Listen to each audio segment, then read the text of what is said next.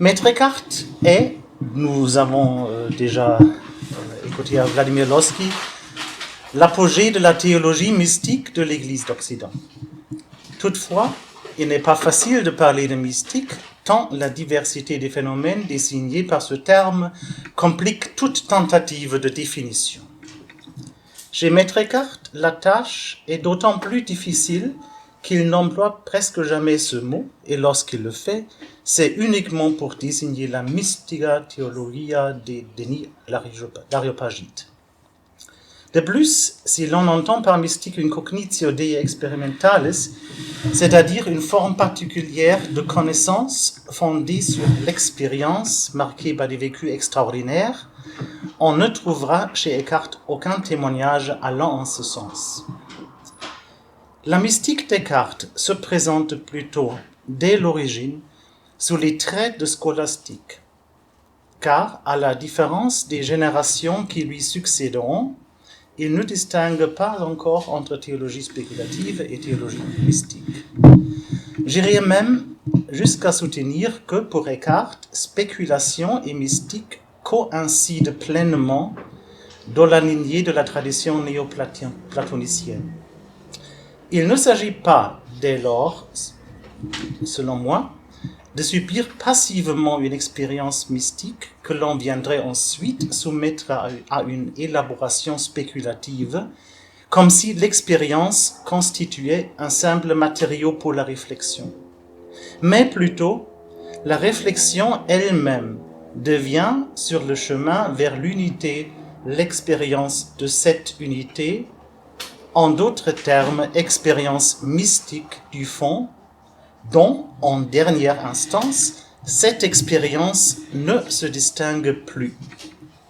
C'est ici que le sujet mystique engendre de l'unité. L'activité de pensée, l'intellect actif, se réalise à travers deux fonctions fondamentales, distinguer et unir. Par la distinction des traits essentiels, elle s'élève vers des niveaux supérieurs de l'universalité conceptuelle. La capacité de distinguer est commune à la pensée et à la perception sensitive, mais l'unité, en revanche, n'appartient qu'au domaine intellectuel. Cependant, la pensée se trouve face à la multiplicité des états dans leur séparation, une multiplicité dont la détermination s'avère être une négation. Les créatures ainsi sont tellement marquées par leur distinction réciproque que, dans un énoncé emphatique, Eckhart peut les désigner comme un pur néant. La tâche de la pensée est alors de nier cette négation en reconnaissant les distinctions et en les dépassant dans des concepts toujours plus élevés. La pensée, en tant qu'appréhension et supplation des distinctions, devient elle-même un acte de négation. Et, puisqu'elle nie des négations, elle est une negatio negationis comprise comme un processus qui se déploie au sein même de la pensée. Lorsque ce processus atteint son terme, celui de l'unité absolue, l'objet de la pensée se révèle comme ce qui ne peut être plus nié, car il ne connaît plus de distinction. C'est alors que la parole de Parménide se vérifie. Pensée et être ne sont qu'une seule et même chose. L'unité absolue des néoplatoniciens est identifiée dans la tradition mystique avec le Dieu chrétien. Étant donné que la connaissance implique toujours la distinction et que l'unité absolue ne peut être distinguée, elle est donc fondamentalement inintelligible. Cependant, la doctrine de l'inintelligibilité de Dieu n'est pas identique à la théologie négative. Cette dernière représente plutôt une méthode dans le sens du processus de pensée esquissé, la via negativa. Aucun résultat intermédiaire dans la quête de la connaissance de Dieu n'est adéquat à l'objet recherché. Cela découle a priori de la préconception de l'objet recherché.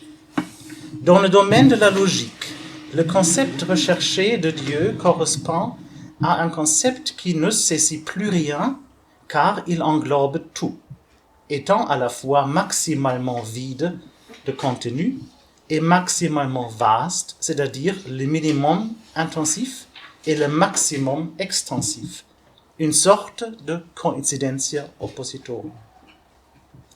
Ce concept approprié dans le cadre de la théologie négative, Eckhart le trouve dans le concept de l'être. Cela surprend à la lumière de l'ensemble de la tradition mystique qui, depuis Platon, place l'idée du bien ou de l'un absolu au-delà de l'être. Même chez Déni, l'Aréopagite, Dieu est toujours hyperousios. Eckhart se place-t-il alors en dehors de la tradition mystique? Dans un premier temps, je vais démontrer que Maître Eckhart élabore deux concepts distincts de la transcendance absolue de Dieu, dont le second correspond de manière plus précise à celui de l'Aréopagite que le premier. Toutefois, le premier est le plus largement connu parce que la majorité des chercheurs privilégient, en partie pour de bonnes raisons, les œuvres latines. Selon cette conception de la théologie négative, je m'attacherai ensuite à ce que je considère comme la contribution spécifique des Descartes à la théologie mystique, le tournant subjectif, dans le sens où la réflexion sur le sujet connaissant Dieu mène au développement d'une psychologie négative qui identifie l'ascension vers Dieu avec la descente dans le fond de l'âme. Première partie, deux concepts de la transcendance divine. Comme je l'ai souligné, Maître Eckhart considère le concept d'être comme le nom le plus approprié de Dieu. Tant la phrase « esse est Deus » que, à l'inverse, « Deus est esse » exprime cette idée qui, au premier abord, paraît conventionnelle. Thomas d'Aquin n'ayant lui-même rien affirmé d'autre par sa doctrine de l'actus purus. Pour l'Aquinate, Dieu est l'être pur, au sens d'une actualisation pure et sans forme, la simple factualité. Cependant, chez Eckhart, Dieu est l'être par l'excellence et au sens absolu, esse absolute. En contraste avec l'être des créatures qui sont toujours quelque chose de particulier et de limité, esse hoc et hoc. Ce qui sépare Dieu de sa création, ce n'est pas une distinction positive, mais la négation, ou plutôt le néant, car il n'existe hors de l'être que le néant. Tandis que les créatures sont corrompues par le néant, Dieu brille dans sa plénitude transcendantale de son être. C'est cette plénitude qui constitue sa transcendance. En Dieu, toutes les distinctions créaturales et toutes les limites des essences sont supprimées. Cela signifie que Dieu, dans sa perfection absolue, ne se distingue d'aucune chose. Et paradoxalement, c'est précisément dans cette non-distinction qu'il se distingue de toute créature. Voici ce que l'on peut entendre par la célèbre expression des Descartes « indistinctione distinguitur ». Tandis que les créatures se limitent les unes aux autres et se définissent mutuellement par les limites négatives de leur détermination essentielle, Dieu ne se définit par aucune limitation. Cela implique qu'il est présent dans toutes les créatures en tant que leur propre être, leur principe essentiel. Eckhart va jusqu'à affirmer que Dieu est l'être même des choses. Tout ce qui en elle apparaît comme étant n'est en réalité que l'être de Dieu, c'est-à-dire Dieu lui-même. Cette conception rappelle la notion de substance unique chez Spinoza, selon laquelle les choses individuelles sont des modifications de cette substance. C'est également Spinoza qui a mis en évidence la détermination des choses finies comme négation.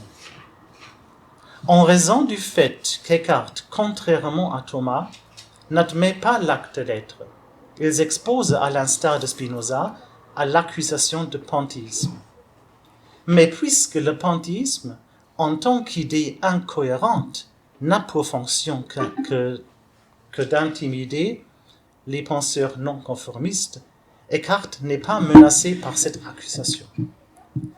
La prudence extrême qui a conduit le docteur Angélique à inventer un esse commun distinct de Dieu afin de maintenir une séparation stricte entre Dieu et la création paraît superflue à Eckhart au regard de la distinction divine par l'indistinction.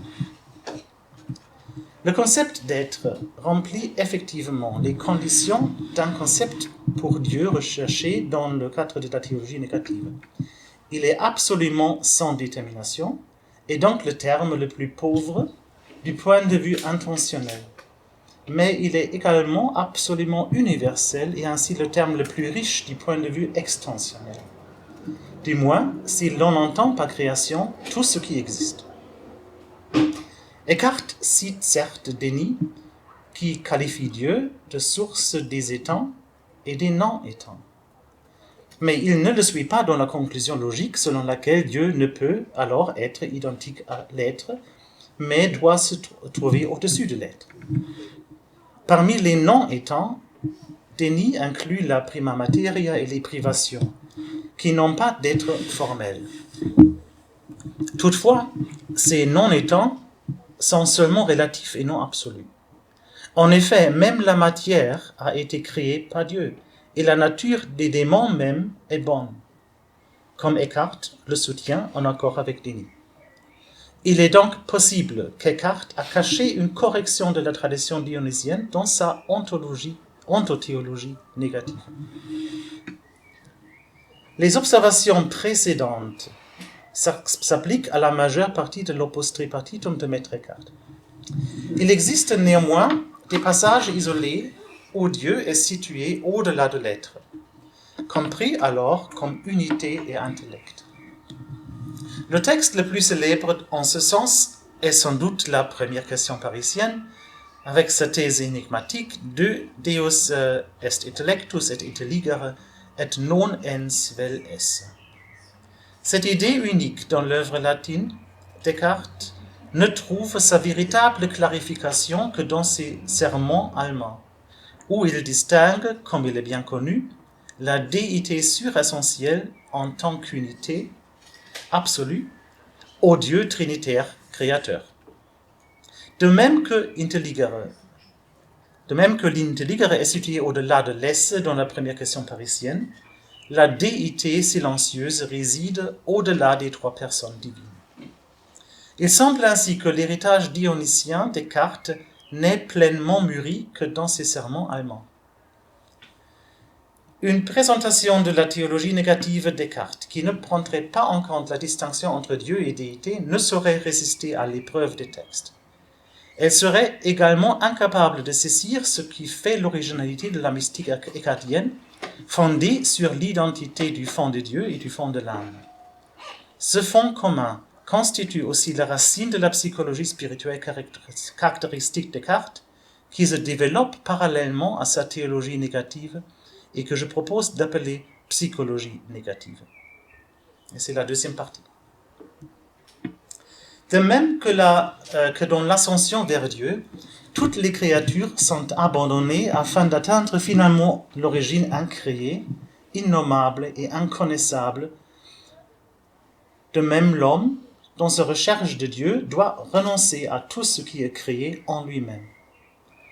Cela inclut toutes les puissances de l'âme par lesquelles elle est reliée avec le monde créé. En particulier toutes les facultés sensibles, mais aussi celles qui sont moins sensibles ou totalement insensibles, telles que l'imagination, la volonté et la raison. L'ascension vers le sommet de l'âme, au-delà de toutes les puissances, s'accomplit en même temps comme une descente dans le fond de l'âme. Eckhart a suscité la réprobation de l'Inquisition pour avoir affirmé que le fond de l'âme est identique au fond de Dieu, c'est-à-dire à l'unité suressentielle de la divinité que la théologie négative cherche à atteindre. Si l'ascension, ou plutôt la descente dans l'âme, mène à ce fond, alors Eckhart a raison de dire qu'il existe en l'âme quelque chose d'incréé. Cela ne fait plus partie de l'âme en tant que telle, mais se trouve néanmoins en elle d'une manière qui dépasse l'espace et le temps. C'est dans cette étincelle incréée que se réalise la naissance de Dieu dans l'âme. Dans cette unité et en jaillissant de celle-ci, le Fils de Dieu naît et l'Esprit Saint y fleurit. La psychologie négative se sert de la puissance négative de la pensée.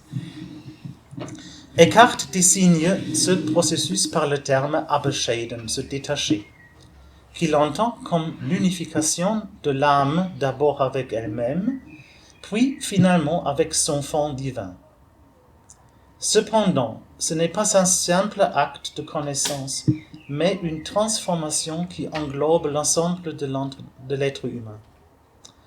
En enlevant sa tendance à s'identifier avec les formes créées, l'âme laisse derrière elle tout esse hoc de ce monde.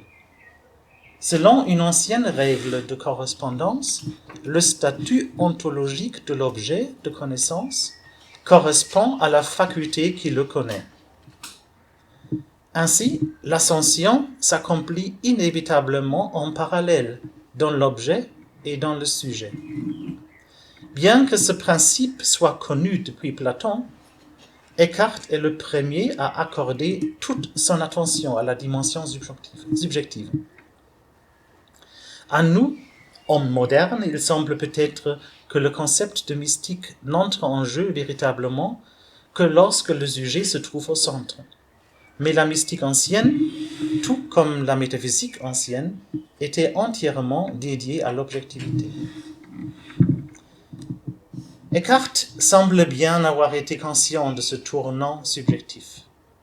En effet, c'est dans son sermon 101 du cycle de la naissance de Dieu qu'il cite pour la seule fois un passage de la Mystica Theologia de Denis l'Aréopagite, où Timothée est instruit de faire taire toutes les facultés de l'âme. Je cite ce passage d'abord dans l'original. Hierzu mahnete Dionysius seinen Jünger Timotheum und sprach: Lieber mein Sohn Timotheus, du sollt mit umgekehrten Sinnen dich erzwingen über dich selber und über alle Kräfte, über Räderlichkeit, über Vernunft, über Werk und Wiese und Wesen in die verborgene stille Dünsternisse, auf dass du kommest in ein Bekanntnisse des unbekannten, übergotteten Gottes. Es muss ein Entziehen sein von allen Dingen. Et dans ma traduction, c'est à cela que Denis exhortait son disciple Timothée en disant: Mon cher fils Timothée, tu dois t'élever avec les sens renversés, au-dessus de toi-même et au-dessus de toutes les puissances, au-dessus de la raison et au-dessus de l'intelligence, au-dessus de l'opération, du mode et de l'être, dans la ténèbre cachée et silencieuse, afin que tu parviennes à la connaissance de Dieu inconnaissable, qui est au-delà de Dieu. Il faut s'abstraire de toute chose. La ténèbre cachée et silencieuse, atteinte par l'ascension au-delà des puissances de l'âme, représente chez Denis la divinité au-delà de Dieu. Tandis que chez Eckhart, dans la plupart des sermons, elle désigne le fond de l'âme, qu'il comprend comme intellect passif, réceptif. Cette perspective est rendue possible par l'unicité du fond. Tandis que Denis revient à l'objet de la connaissance, Eckhart demeure dans le sujet. Préfigurant la Docta Ignorantia de Nicolas de Cus, Eckhart parle de la connaissance de Dieu inconnaissable et non, comme Denis dans le texte original, de l'union avec lui. La modernité Descartes réside dans le fait qu'il attribue au fond de l'âme le pronom de la première personne du singulier. Le nom « je » appartient en rigueur seulement à Dieu. mais en raison de l'unicité du fond, l'homme peut également dire « je » de soi-même. On pourrait être tenté de parler ici, dans le sens médiéval, d'une subjectivité transcendantale, si le fond n'excédait pas, par principe, l'ordre de l'être, où opèrent les transcendantaux. Ce n'est donc pas que l'homme reçoive son « je » de Dieu au même titre que son être. Il est « je » issu du cœur même de Dieu. C'est son noyau divin, en tant que fils de Dieu, qui le rend apte à dire « je », et non sa participation à la communication créatrice de l'être. En résumé, on peut constater qu'Eckhart a conservé l'héritage mystique de Denis l'Aréopagite et l'a élevé à un nouveau degré d'actualité. Non seulement il a maintenu le chemin de la connaissance d'un Dieu inconnaissable, mais il a, plus que toutes les générations avant lui, porté son regard sur le sujet mystique, qui emprunte ce chemin. Dans la théologie mystique d'Eckhart, la théologie négative est devenue aussi une psychologie négative, qui est en essence une psychologie du sujet mystique. Je vous remercie.